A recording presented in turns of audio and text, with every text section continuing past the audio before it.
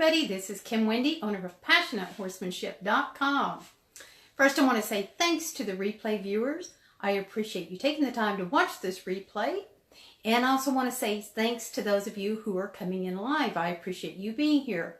If you do watch this on the replay, put replay in the comments below. I would love to reach out to you and thank you for taking the time to watch this broadcast and say hi.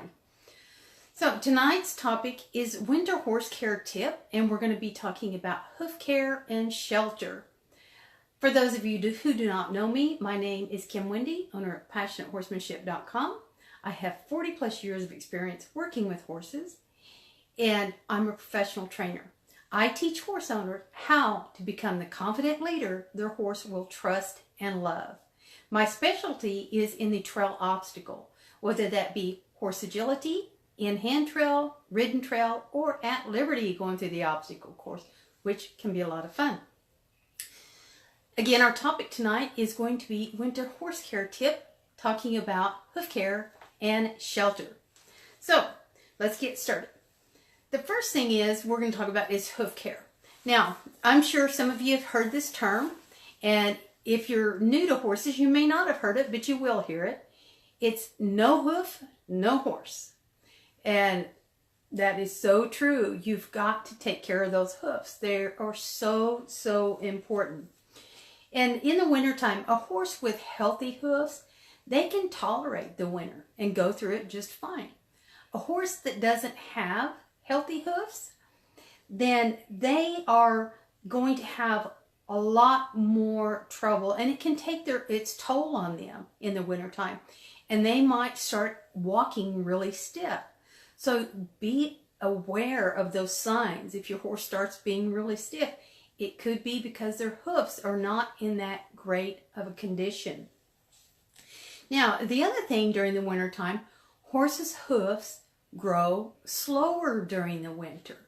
So you could get away with trimming them every 8 to 12 weeks. And of course, every horse is an individual. They're all going to be different. But the reason why they don't grow as quickly in the wintertime is because horses are designed to walk miles and miles and miles a day. But in the wintertime, they're not walking as much, especially our domesticated horses. Now, wild horses are still going to walk a lot, but our domesticated horses, they're not out there searching for grass and stuff like what they do in the summertime, because the snow or the ice, especially up north where you guys get a lot of snow, cover that up. So they just don't go as much, and then people don't ride them as much during the winter time too. So that's one of the reasons why that their hoofs grow slower in the winter time. And then their horses are prone to get impacted of the ice and the snow in their hoofs. And I talked about that broadcast a few days ago, and the things that you need to do to watch for their hoofs getting impacted, and the things that it can affect if their hoofs get impacted with ice and snow. Now, barefoot horses, they are going to have better traction in the ice and snow because, they have no shoes on. Those that have shoes on are going to be more prone to slipping and falling down. So you're going to have to take that into consideration if you have a horse that's out and about in the pasture when there's snow and ice. The other thing too that happens is that in the wintertime is they can get sole bruising. And that's S-O-L-E, bruising. And that's because when the ground is not frozen and there's mud and stuff and they walk around, then it freezes, it leaves uneven ground. So when they're walking on that, it can make them get their soles bruised.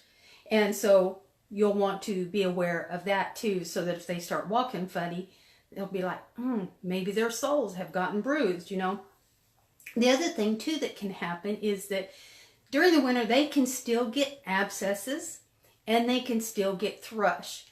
And for those of you that don't know, thrush can happen all year round.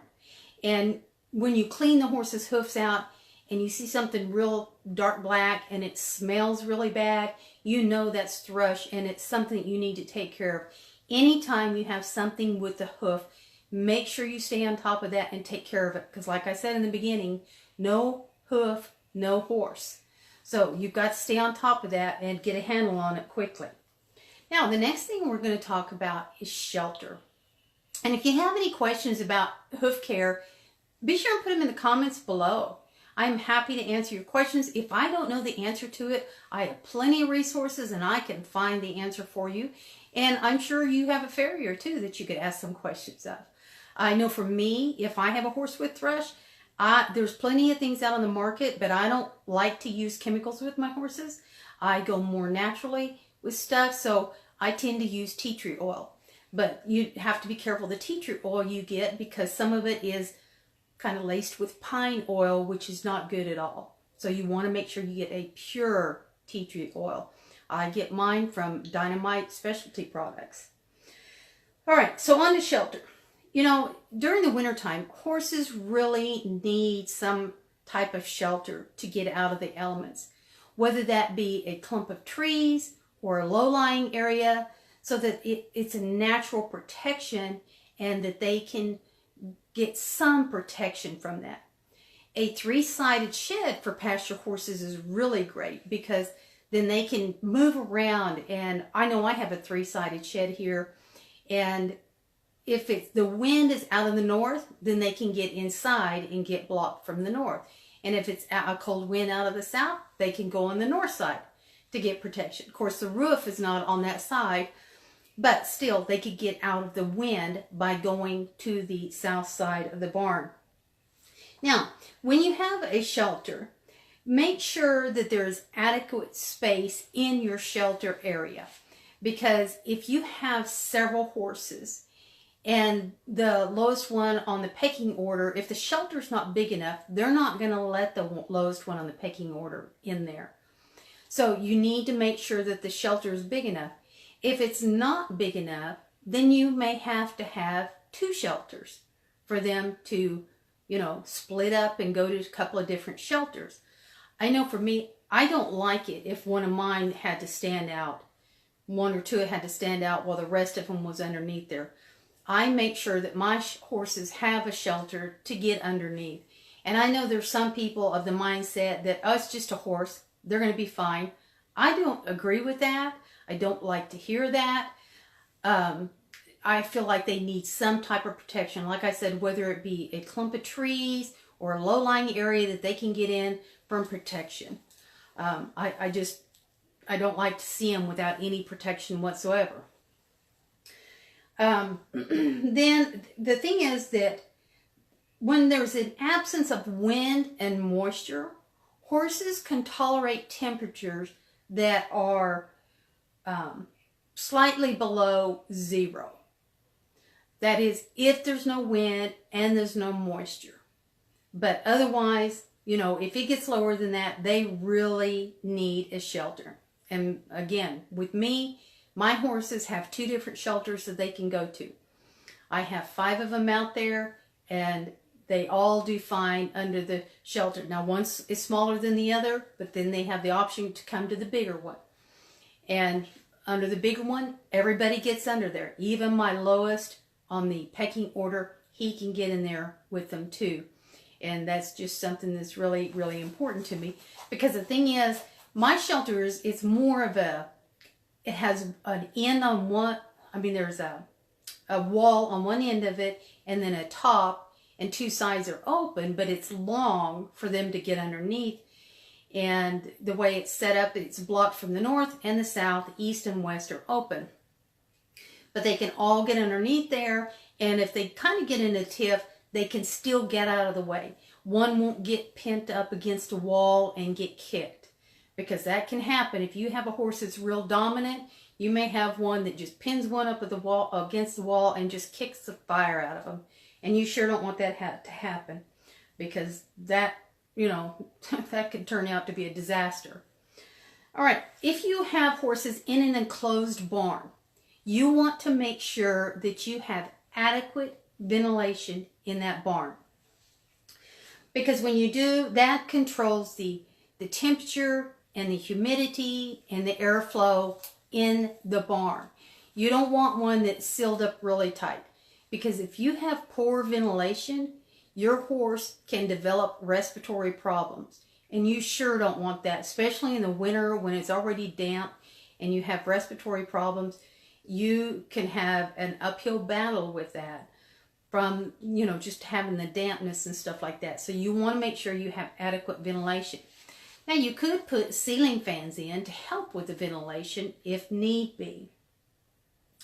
And then the other thing is you want to remove any wet bedding or manure, because you don't want them laying on that when it's damp and cold.